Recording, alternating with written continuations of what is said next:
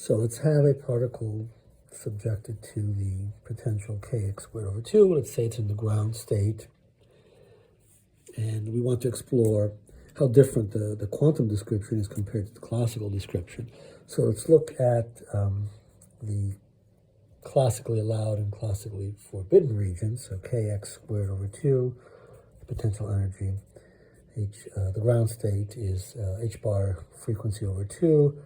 So that's k over m for the mass.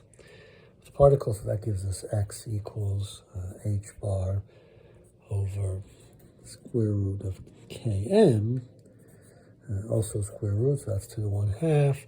And so the classically allowed region is x, let's call this x naught, x greater than x naught, and x,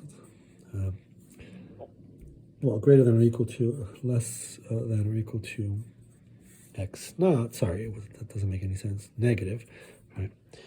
So it goes to 0 at x equals 0. So the spring is unstretched at x equals 0, if you want to think classically. And outside of those bounds, quantum mechanically, so classically forbidden region, x is less than minus x naught, and x is greater than x naught.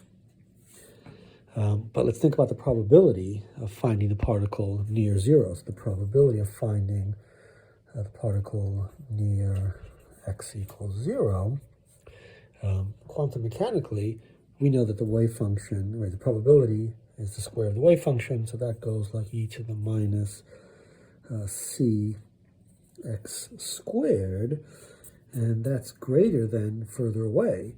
So the probability quantum mechanically of finding a particle at x equals 0 is greatest quantum mechanically. The opposite is true classically, right? Because the particle is slowing down as it reaches the endpoints. You know, a particle on a spring, we stretch it, and it's speeding up to the maximum value when it's at 0 x, and it slows down when it reaches the maximum compression. So it has a greater probability of being found at near the turning points. So very different behavior quantum mechanically. So we know that as n increases, so as n goes to infinity, this probability has to approach the classical probability, and we'll see how that works.